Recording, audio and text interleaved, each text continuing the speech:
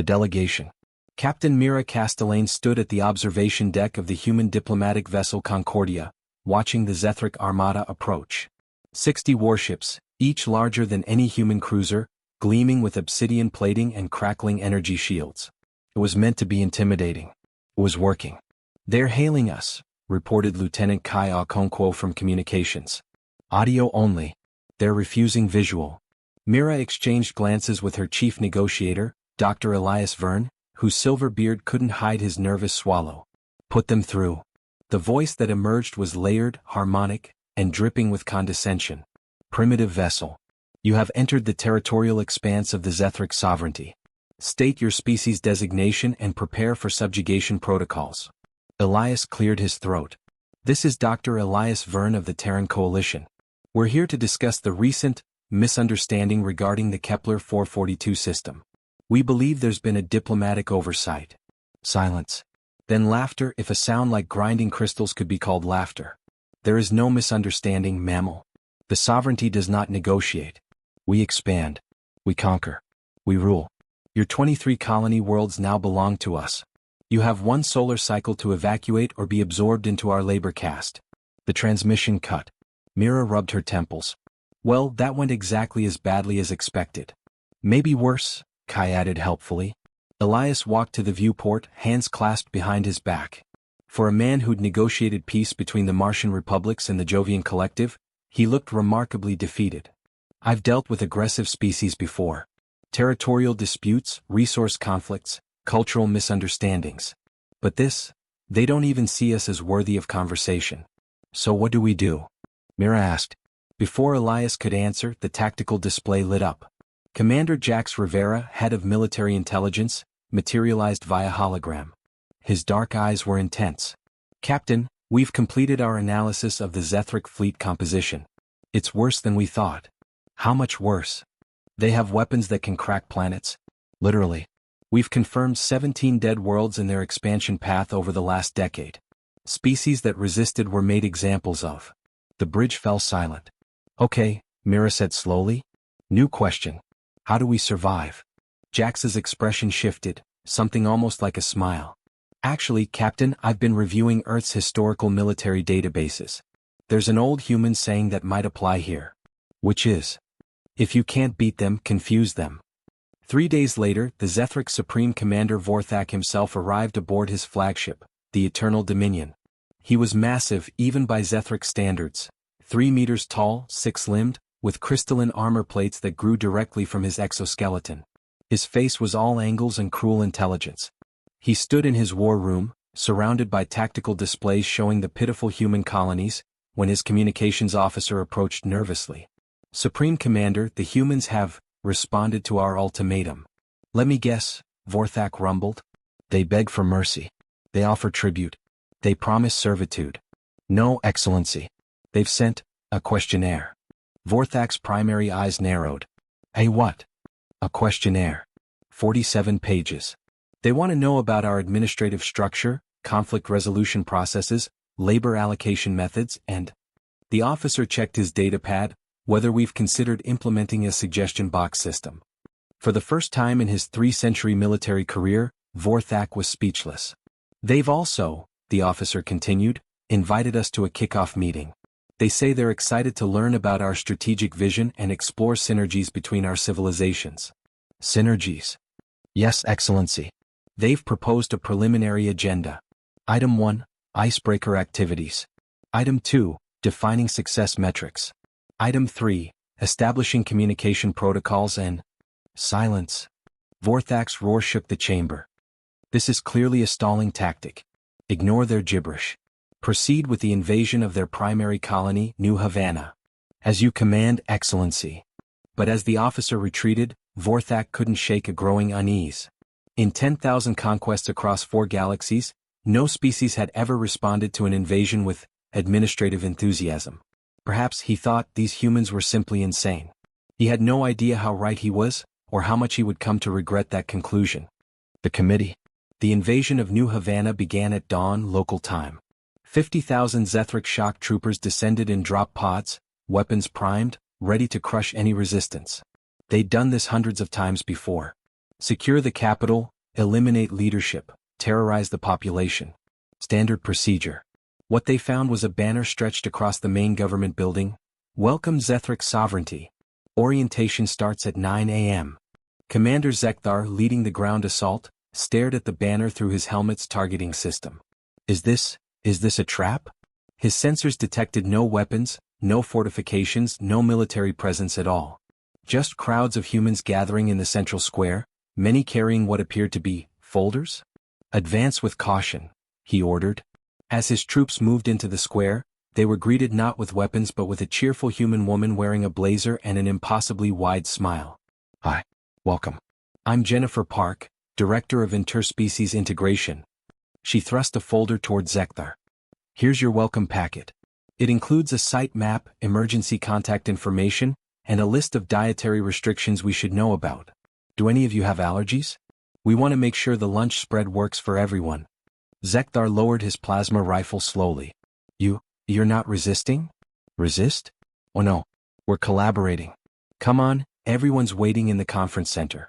We've got a full day planned. Before Zekthar could process this, he found himself being ushered, along with his thoroughly confused battalion, into a massive convention center.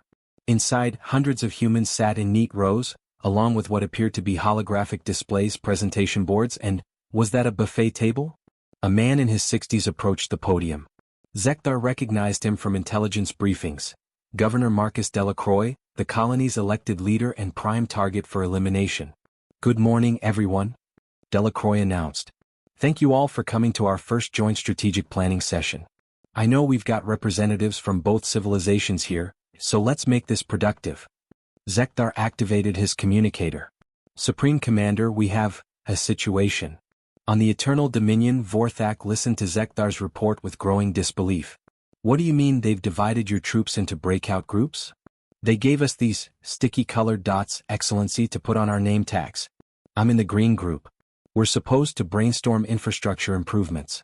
One of my sergeants is in the blue group, discussing cultural exchange programs. Cultural exchange? The humans are very organized, Excellency. They have facilitators. And snacks. Many snacks.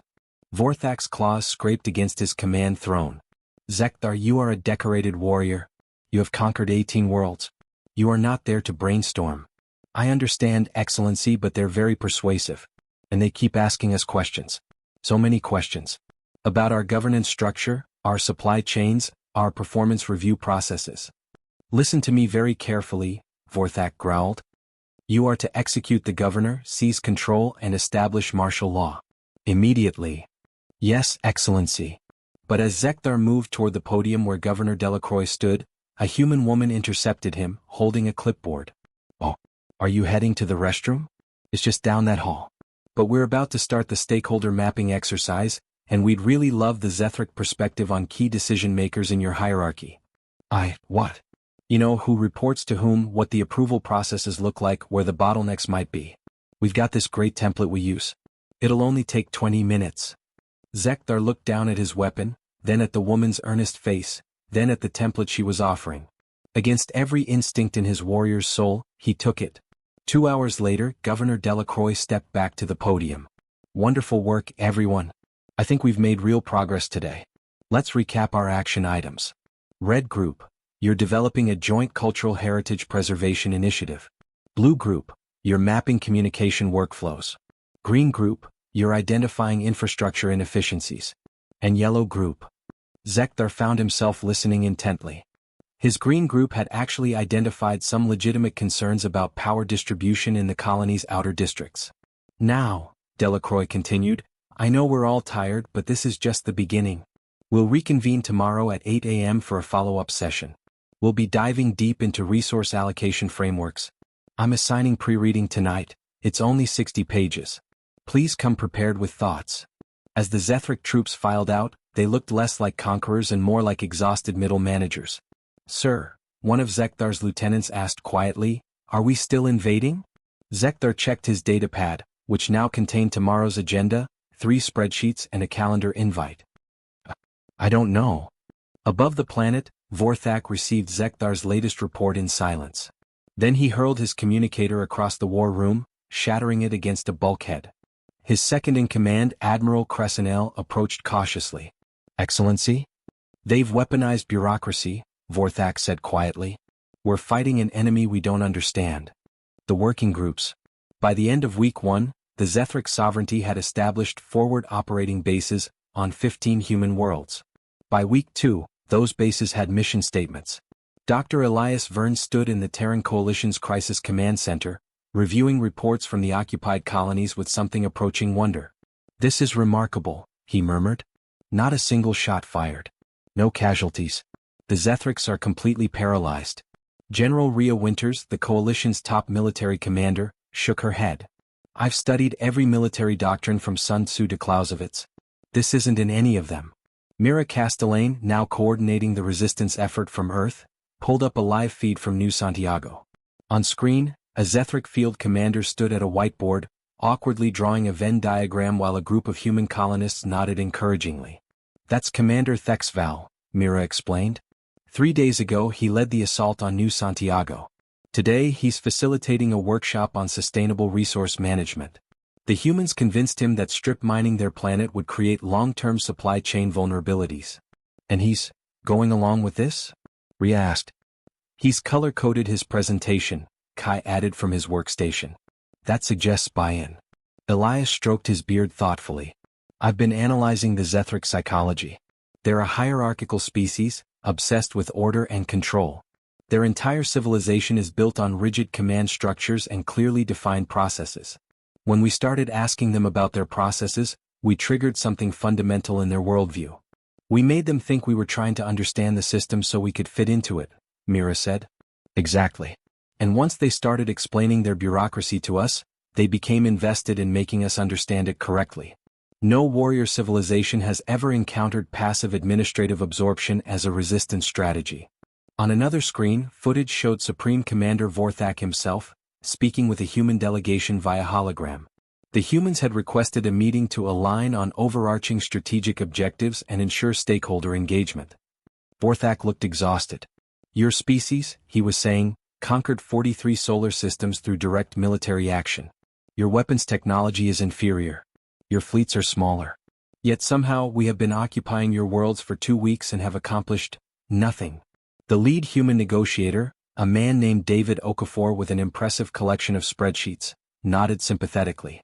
"I completely understand your frustration, Supreme Commander. Change management is always challenging. But I think we're experiencing typical resistance to new operational paradigms. What we need is a comprehensive change management plan. Have you considered bringing in a consultant?" Vorthak's eye twitched. "A consultant?" "Yes. Someone who can help bridge the gap between our organizational cultures. We've actually prepared an RFP, that's request for proposal, outlining the scope of work. I can send it over if you'd like to review it." "I would like," Vorthak said slowly, "to understand something. Is your species aware that we could destroy your homeworld with a single weapon?" David nodded earnestly. "Absolutely, and that's a valuable data point for our risk assessment matrix. We've actually been meaning to schedule a meeting about crisis management protocols. How's Thursday at 2 p.m. Earth Standard Time? We'll need at least 90 minutes to properly cover the agenda." After the call ended, Vorthak sat in silence for a long moment. "Admiral Cressenel," he said finally, "how many conquests have we completed in my command?" 417, Excellency." "And how long did the longest resistance last?" 6 months, Excellency." "The KRYL Imperium. We have been engaged with humanity for 17 days. And I just spent 45 minutes discussing meeting schedules with a creature who wants to send me a request for proposal." Cressenel said nothing. "I want a full tactical assessment," Vorthak ordered. "Find me a weakness. There must be something we can exploit. Some way to break through this. Bureaucratic insurgency?" Cressenel offered. "Yes, that." But the assessment, when it came 3 days later, was not encouraging. Commander Jax Rivera, monitoring from Coalition intelligence, read the intercepted Zethric report with barely suppressed glee. "Listen to this," he told Mira. Quote, "Human resistance operates through decentralized working groups with overlapping mandates and unclear decision-making authority. Attempts to identify leadership structures have failed, as each human claims to need approval from someone else, who needs approval from a committee, which must consult with a stakeholder group, which defers to a task force. We have traced one decision about cafeteria menu options through 17 layers of approval. The decision is still pending. Mira laughed. We've turned red tape into a weapon. It gets better, Jax continued. Quote, human warriors are never armed when they approach us, making them impossible to justify eliminating under our rules of engagement. Instead, they carry folders, data pads, and beverages they call coffee. They are relentless in pursuit of meetings and follow-ups.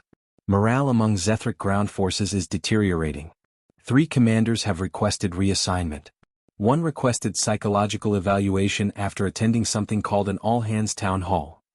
How long can we keep this up? Rhea asked. Elias pulled up a timeline. Indefinitely. The Zethrics are now embedded in our administrative systems. They're receiving meeting invites, being added to email chains, getting assigned to working groups. Every day they spend trying to understand our processes, they become more entangled. Meanwhile, our colonies continue functioning normally. Normally? Mira questioned. Well, with more meetings than usual. But otherwise, yes. On New Havana, Governor Delacroix prepared for his daily briefing with Commander Zekthar. The Zethric warrior had stopped wearing his combat armor 3 days ago, switching to what he called something more appropriate for office environments. A ceremonial uniform that looked disturbingly like business casual. Governor, Zekthar said, reviewing his notes. The Green Infrastructure Working Group has completed its analysis. We recommend implementing solar array expansion in sectors 7 through 12. However, this requires budget approval from your finance committee. Excellent work, Commander. I'll forward this to them. Should have an answer in 2 to 3 weeks. 2 to 3, Zekthar caught himself. Of course. These things take time. Due process is important. As Zekthar left, his Lieutenant Vexmore approached quietly. Commander, should we perhaps report to Supreme Commander Vorthak that we've lost focus on the occupation? Zekthar considered this. We control the colony, don't we? Technically, sir, yes. And the humans are cooperating fully with our administrative integration? Very cooperatively, sir. Then the occupation is proceeding exactly as planned. Zekthar paused. We should probably schedule a briefing with the Supreme Commander.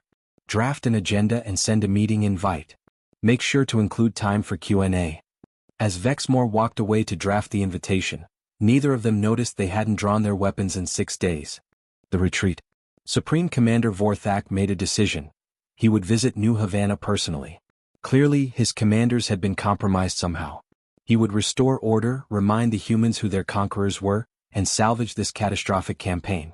The Eternal Dominion entered orbit, its arrival calculated for maximum intimidation. Vorthak descended in an armored shuttle surrounded by his elite guard, warriors who had never known defeat. Governor Delacroix met them at the landing pad, alone except for a data pad and a cheerful smile. Supreme Commander. So wonderful to finally meet in person. We've heard so much about you. I've blocked out the whole afternoon for our one-on-one. I thought we could start with a walking tour, then grab lunch and really dig into your vision for the occupation. How does that sound? Vorthak's response was to draw his ceremonial blade, a weapon forged from the heart of a dying star. He placed it against Delacroix's throat. This, he growled, ends now. I am Supreme Commander Vorthak, Destroyer of Worlds, Conqueror of the Andoran Nebula. You will surrender your colony unconditionally, or I will begin executing your citizens one by one. Delacroix didn't flinch. I hear you. I really do. And that sounds like a legitimate concern we should definitely table for discussion. But before we dive into that, can I just show you something? It'll only take a minute. Despite himself, Vorthak lowered the blade slightly. What? Delacroix turned his datapad around, showing a complex organizational chart. This is the current governance structure of New Havana under Zethric occupation. As you can see, we've got your military command here, interfacing with our civilian government here, both feeding into joint working groups across 8 functional areas. What we've been working on with Commander Zekthar is clarifying the decision rights at each level. I don't care about. Now here's the interesting part, Delacroix continued, warming to his subject. If you eliminate civilian leadership, that's me and my team, you'll create a massive governance gap. See these 17 working groups? They all require civilian subject matter experts to function. Without us, you'll have to either staff those roles yourselves, which pulls your military personnel away from security operations, or let the infrastructure decay, which undermines the value of occupying the colony in the first place. Vorthak stared at the chart. Against his will, he saw the logic. You're saying, he said slowly, that you've made yourselves indispensable to occupying your own planet. Not indispensable, Delacroix corrected gently, but optimally integrated into the operational framework. See the difference? Vorthak sheathed his blade. Not because he wanted to.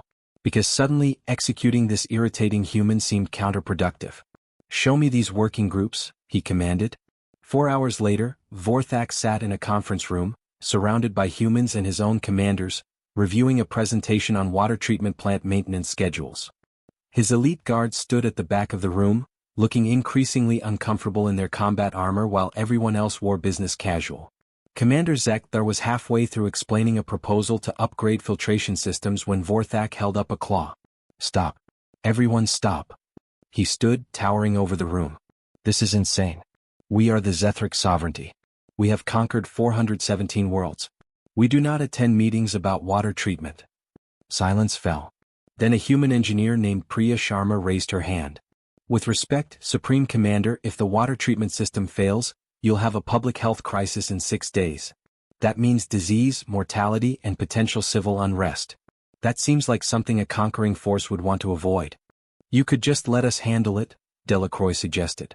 But then you'd need visibility into our processes to ensure we're not sabotaging anything. Which means oversight meetings. Which brings us back to... He gestured at the presentation. Vorthak felt something he hadn't experienced in centuries: helplessness. There must be a way, he said quietly, to rule without this.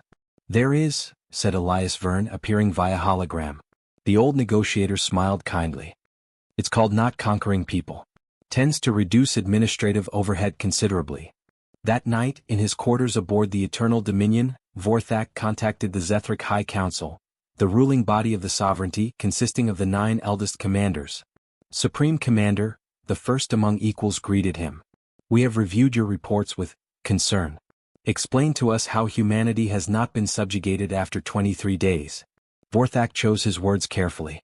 The humans possess a weapon we have never encountered. They do not fight. They absorb. Every attempt to impose control results in requests for clarification, proposals for process improvement, and invitations to collaborative planning sessions. Our warriors are not dying. They are becoming administrators. Then execute them all and be done with it. We have considered this. However, humanity has distributed their population across 273 colonies and orbitals. Total population, 47 billion. The resources required for complete extermination would cripple our economy for a decade. Moreover, they have made it clear that any act of genocide would be documented, shared across the galaxy, and used to turn every civilized species against us. You fear their public relations strategy? The first among equals tone was scathing. I fear fighting a 47 billion person insurgency where the insurgents never pick up weapons, only clipboards. Another council member spoke. What do you recommend? Vorthak had been dreading this question. Withdraw. Declare the humans too primitive for incorporation into the sovereignty. Maintain a monitoring presence but cease occupation operations. That is a retreat. That, Vorthak said grimly, is survival. The council deliberated for 3 days. During that time Vorthak remained on New Havana, continuing to attend meetings because, and this was what truly terrified him, he had no idea what else to do. The colony was functioning. His forces were integrated into its operations. To simply leave would create chaos for both sides. They had trapped him perfectly. Finally, the council returned their verdict.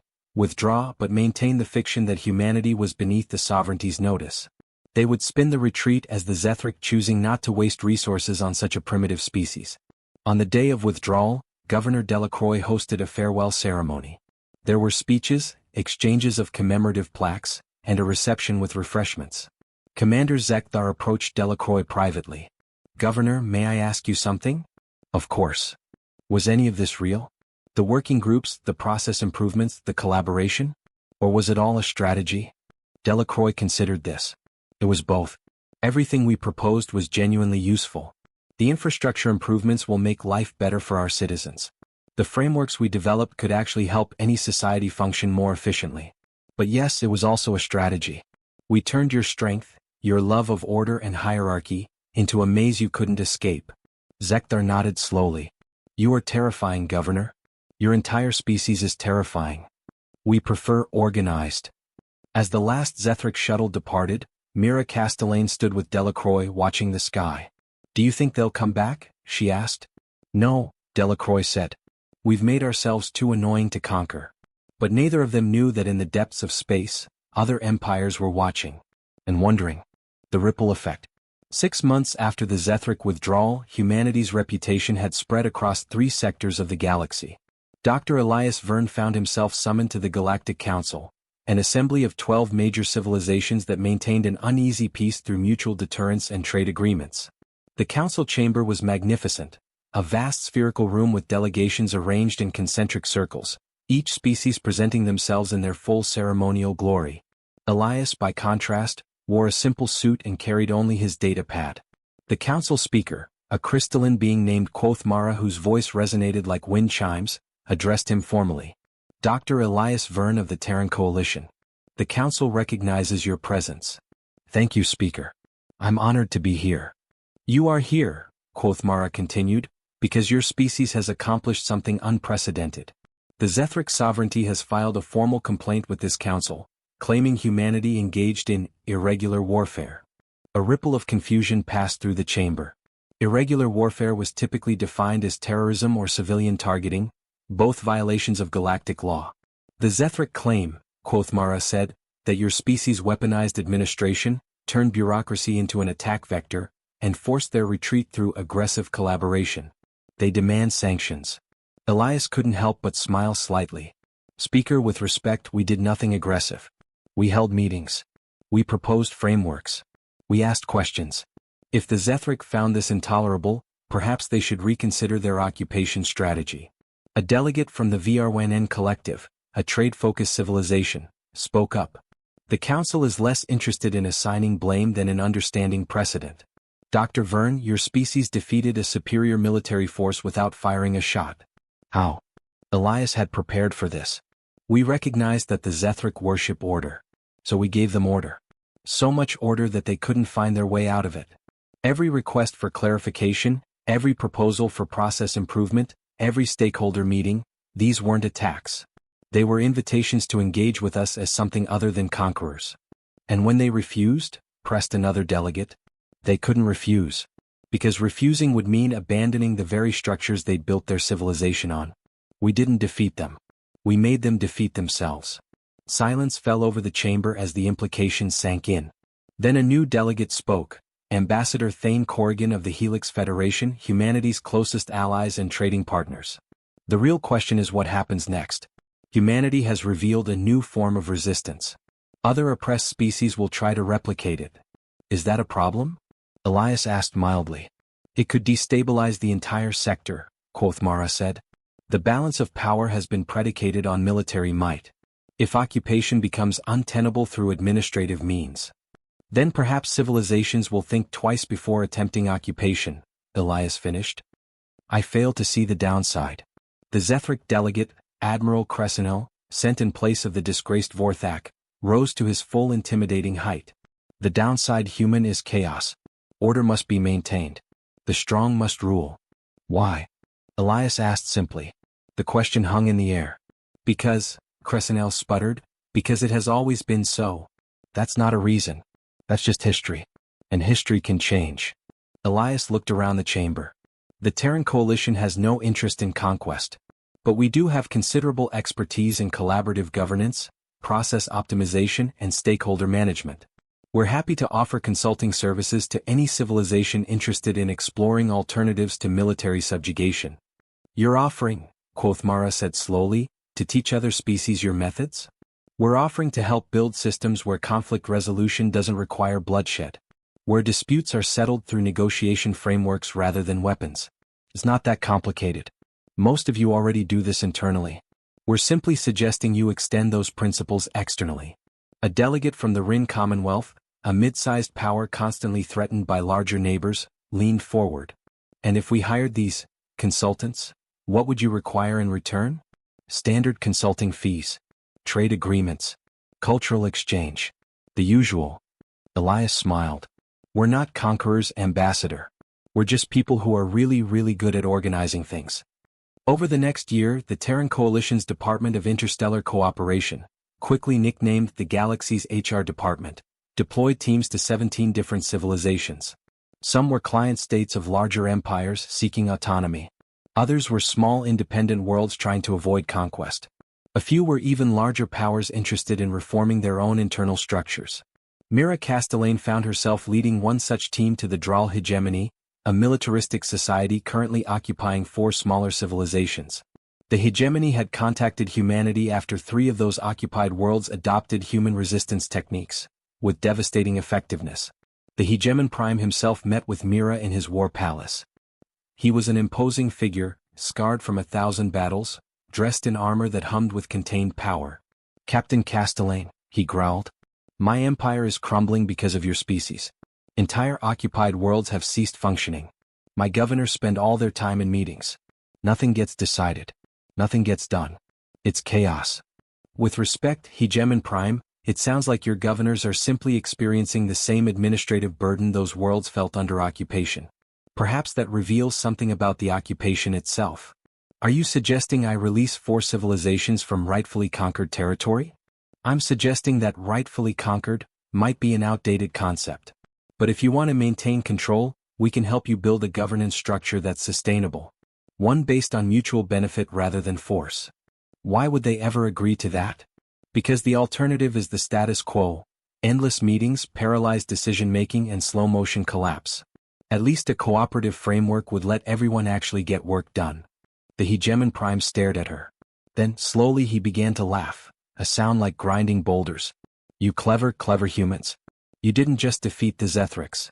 You've created a template for defeating anyone who relies on force." He leaned forward. "And now you're selling the cure to the disease you created." "We prefer to think of it as change management consulting," Mira said with a straight face. The resulting agreement, the Dral Compact, reorganized the hegemony into a federated structure where occupied worlds gained autonomy in exchange for defense and trade cooperation. It took 6 months of negotiations, 94 separate working groups, and more meetings than Mira cared to count. But it worked. News of the Dral Compact spread rapidly. Within 2 years, the Terran coalition had facilitated similar agreements across the sector. The rate of military conquest dropped by 67%. The rate of trade negotiations increased by 200%. Humanity didn't build an empire. They built a consulting practice. General Rhea Winters, reviewing the strategic situation from Earth, remarked to Elias, "We've achieved something unique. We've made ourselves indispensable not through force, but through expertise in something every civilization struggles with: working together." "It won't last forever," Elias cautioned. "Someone will figure out a counter-strategy. Or a species will emerge that doesn't care about process or collaboration. Then we'll adapt. That's what humans do best." On New Havana, Governor Delacroix received a message from an unlikely source. Commander Zekthar, now retired from the Zethric military and working as an independent governance consultant. "Governor," the message read, "I wanted to thank you. Your methods were infuriating, but they were also correct. I've spent my life enforcing order through violence. You showed me there are other ways. Better ways. I've begun advising smaller civilizations on building sustainable governance structures. I thought you should know that your influence extends beyond humanity." Delacroix smiled as he read it. Then he added Zekthar to his professional network and sent a message back. "Always happy to see good ideas spread. If you ever need a recommendation or want to discuss best practices, let me know. We're always looking for collaboration opportunities." In the vast machinery of galactic civilization, a small but significant gear had shifted. The age of conquest hadn't ended, but it had been complicated considerably. And somewhere in the Terran Coalition headquarters, a junior analyst named Sarah Chen was already drafting a white paper titled, "Leveraging Administrative Friction for Conflict De-Escalation, a Framework." It had 73 citations and would eventually become required reading at every diplomatic academy in the sector. The exception. The call came at 3 a.m. Earth Standard Time. Mira Castellane, pulled from sleep in her apartment on Luna Station, answered groggily to find General Rhea Winters on the screen, looking grim. "Captain, we have a situation. Get to command immediately." 30 minutes later, Mira stood in the crisis room alongside Elias, Kai, and Rhea, staring at a holographic display of the Outer Rim. A red marker pulsed ominously near the Epsilon Eridani colonies. "Meet the Krell swarm," Rhea said, pulling up sensor data. "They appeared 6 hours ago. 17 human colonies have gone dark. No communications. No distress signals. Just silence. Another empire trying its luck? Kai suggested. No. Elias studied the data, his expression troubled. This is different. Look at the attack pattern. No demands, no warnings, no occupation forces. They're not conquering. They're consuming. The hologram shifted, showing grainy footage from a remote probe. What it revealed made Myra's blood run cold. The Krell weren't a civilization in any recognizable sense. They were a collective organism, billions of insectoid creatures operating with hive mind efficiency. Where they passed, structures were stripped to raw materials, organic matter was absorbed, and nothing remained but barren rock. They don't want our planets, Rhea said quietly. They want the resources, including us. Have we tried communicating? Elias asked. Every frequency, every method. No response. They don't seem to recognize us as anything other than biomass. Mira felt her stomach drop. Then our usual methods won't work. No, Rhea agreed. You can't hold a meeting with something that wants to eat you. For the first time since the Zethric crisis began, humanity faced an enemy that couldn't be confused, negotiated with, or administratively overwhelmed. The Krell simply didn't care about process, governance, or stakeholder engagement. They cared about feeding. Within 24 hours, the Terran coalition issued an emergency to its allies. The response was mixed. The Draal hegemony offered military support. Their reformed structure still maintained a formidable fleet. The Rin Commonwealth pledged defensive coordination. The Helix Federation activated joint defense protocols. But others hesitated. The VRNN Collective sent a carefully worded message expressing concern, but committing to nothing. Several smaller civilizations retreated to their borders, hoping the swarm would pass them by. And the Zethric sovereignty remained ominously silent. Mira found herself aboard the coalition flagship Defiant, coordinating the defense of the Kepler colonies, the same worlds that had sparked the Zethric crisis 2 years earlier. Beside her stood an unlikely ally, Commander Zekthar, recalled from retirement to serve as a tactical advisor. Captain, Zekthar said, studying the Krell advance patterns, I have fought many enemies. But this is different. They have no strategy in the traditional sense. They simply move, consume, and move again. There's no command structure to disrupt, no supply lines to cut.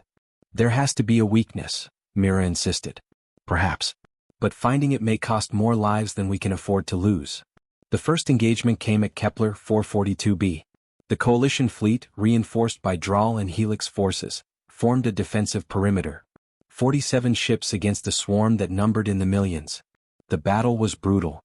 Krell bioships, living vessels that grew and adapted in real time, crashed against the fleet in waves. Conventional weapons worked, but the swarm's numbers were overwhelming. For every Krell ship destroyed, 3 more took its place. The coalition held for 6 hours before being forced to retreat, having evacuated 80% of the colony's population. The rest were lost when the swarm made planetfall. Mira watched from the bridge as Kepler 442b was stripped clean in 48 hours. Where a thriving colony of 3 million had stood, only dust remained. We can't fight this, she said quietly to Rhea, who had joined her via secure channel. Not conventionally. Then we need unconventional solutions. Fast. The answer came from an unexpected source. Dr. Lena Vasquez, a xenobiologist who'd been studying Krell tissue samples recovered from the battle. She burst into command, datapad in hand, looking simultaneously excited and terrified. They're not mindless, she announced. They're optimizing. Elias looked up sharply. Explain. The Krell swarm operates like a distributed algorithm. Each individual unit is simple, but collectively they solve problems through rapid iteration. They find the most efficient path to resources, the most effective attack patterns, the quickest consumption methods. It's all optimization. How does that help us? Mira asked. Lena pulled up a complex diagram.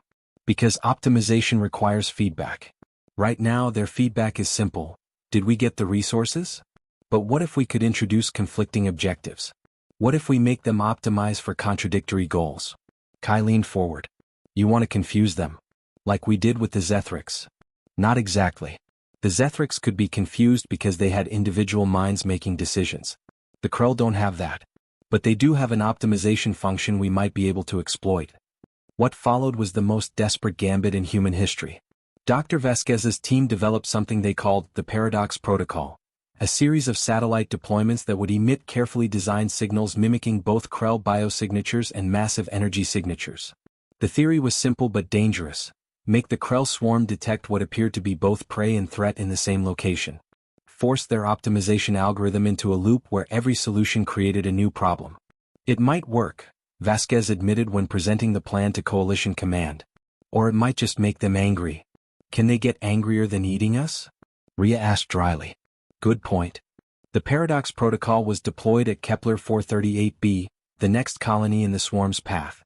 As the Krell approached, the satellites activated, creating a sensor maze that registered as simultaneously the most attractive and most dangerous location in the system. For 6 hours nothing happened. The swarm slowed but didn't stop. Then, something extraordinary occurred. The Krell began to hesitate. Units would advance toward the planet, then retreat.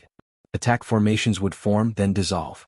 The hive mind was experiencing something it had never encountered: indecision. It's working, Kai reported, monitoring the swarm's movements. Their optimization algorithm is stuck in a loop. They can't decide whether to attack or avoid. But the victory was short-lived. After 8 hours the swarm adapted. The signals that had confused them were suddenly ignored. The attack resumed with renewed efficiency. They learned, Vasquez said, her voice hollow. They optimized around our optimization trap. Mira slammed her fist on the console. Then we need something they can't optimize around. Something that doesn't make sense to optimize. In the silence that followed, Elias spoke quietly. We need chaos. Everyone turned to look at him. The Krell are perfect optimizers, he continued. They find efficient solutions to clear problems. But optimization breaks down in chaotic systems. Systems where the variables are constantly changing in unpredictable ways. You want to make them fight something random? Zekthar asked. No, Elias said slowly. I want to make them fight us. Not our military. Humanity in all our disorganized, irrational, unpredictable glory. The plan that emerged was insane. Instead of evacuating the remaining Kepler colonies, they would be reinforced, not with soldiers but with civilians. Artists, musicians, engineers, teachers, children. People doing normal human things in the face of an existential threat. We're going to make the colonies as complicated and messy as possible, Mira explained to the colony governors. Community events, construction projects, cultural festivals. Anything that creates unpredictable energy patterns, movement, and activity. Governor Delacroix, coordinating from New Havana, understood immediately. You want to make us indigestible. Too complex to optimize around. Exactly. It was the riskiest plan humanity had ever attempted. And it required something that had once seemed impossible: help from the Zethric sovereignty. Mira made the call herself, directly to Vorthak's personal channel. The Supreme Commander appeared on screen, looking older than when they'd last met. Captain Castellane. I wondered if you would contact us. We need your help. I am aware. We have been monitoring the Krell incursion. He paused. Why should the sovereignty risk itself for humanity? Because if the Krell consume us, you're next. They won't stop. They can't stop. And if our chaos strategy fails, the only thing standing between them and the galactic core is your fleet. Vorthak was silent for a long moment. Then, what do you need? Your most rigid, process-driven commanders. The ones who drove you crazy during our occupation. We need them to establish bureaucratic infrastructure in the Kepler colonies. Despite the gravity of the situation, Vorthak almost smiled. You want to weaponize our bureaucracy against the swarm. Your organizational complexity combined with our creative chaos. It might be enough to create a system the Krell literally cannot process. 3 days later, Zethric administrators arrived in the Kepler colonies alongside human civilians. What they built together was beautiful in its absurdity, a functioning society that made no sense from an optimization standpoint. Children's concerts were scheduled in the middle of industrial districts. Art installations interfered with traffic patterns. Community gardens were planted in tactical locations. And overlaid on all of it was a Zethric administrative framework with 17-layer approval processes for everything from building permits to event scheduling. When the Krell swarm arrived at Kepler 186f, they encountered something their optimization algorithm had never faced: organized chaos. The swarm's advance faltered. Bioships attempted to calculate attack vectors but found targets that kept changing. They tried to identify resource concentrations but found activity distributed in apparently random patterns. They attempted to optimize approach routes but discovered those routes changed hourly due to a complex interaction between human creativity and Zethric bureaucracy. For the first time in their existence, The Krell couldn't find an efficient solution. And without efficiency they didn't know how to proceed. They're stalling, Kai reported, wonder in his voice. The swarm is just sitting there. From the surface of Kepler 186f, Governor Amara Okonkwo, Kai's sister and the colony's leader, sent a message: "We're holding a street festival in their honor tomorrow. I have no idea what we're doing, but it seems to be working." The standoff lasted 3 weeks. 3 weeks in which humanity and the Zethric sovereignty maintained a society so beautifully dysfunctional that the swarm couldn't parse it. Then the Krell did something unprecedented. They left. Not defeated. Not destroyed. Simply confused into seeking easier prey elsewhere. "They'll be back," Elias warned. "Once they optimize around our chaos. Then we'll create new chaos," Mira said. "That's what humans do best anyway." Vorthak, observing from orbit, sent a final message: "Captain Castellane, the sovereignty owes humanity a debt. But more than that, I believe we owe you an apology. We viewed order as strength. You have shown us that chaos, properly directed, can be equally powerful. Perhaps even more so." As the Zethric fleet prepared to depart, Commander Zekthar approached Mira one last time. "Captain, I have a question." "Go ahead. Do you humans plan everything, or do you simply improvise brilliantly?" Mira laughed. "Yes." "Yes to which?" "Both. Neither. We'll figure it out in a meeting next week." Zekthar shook his head, a gesture he'd learned from humans. "Terrifying. Absolutely terrifying." The new order. 5 years after the Krell crisis, the galaxy looked very different. The Terran Coalition's Department of Interstellar Cooperation had expanded to 17 regional offices. Organized chaos had become a legitimate defense strategy, taught at military academies across 4 sectors. And humanity had established something that defied traditional political categories. Not an empire, not a federation, but something new. They called it the Collaborative Network. Mira Castellane, now an admiral, stood before the Galactic Council once again. This time she wasn't defending humanity's methods. She was proposing a fundamental restructuring of galactic governance. For 10,000 years, she told the assembled delegates, galactic civilization has operated on a simple principle: the strong dominate the weak. Empires rise through conquest. Power flows from military might. But we've proven there are other ways. Speaker Quothmera's crystalline form shimmered. "You propose we abandon the principles that have maintained order across the galaxy?" "I propose we upgrade them," Mira said. "The old order was built on force because force was the only universal language. But we've developed something better: collaborative frameworks that benefit everyone. Not through conquest, but through cooperation." Admiral Cressenael of the Zethric sovereignty spoke up. "The coalition wishes to restructure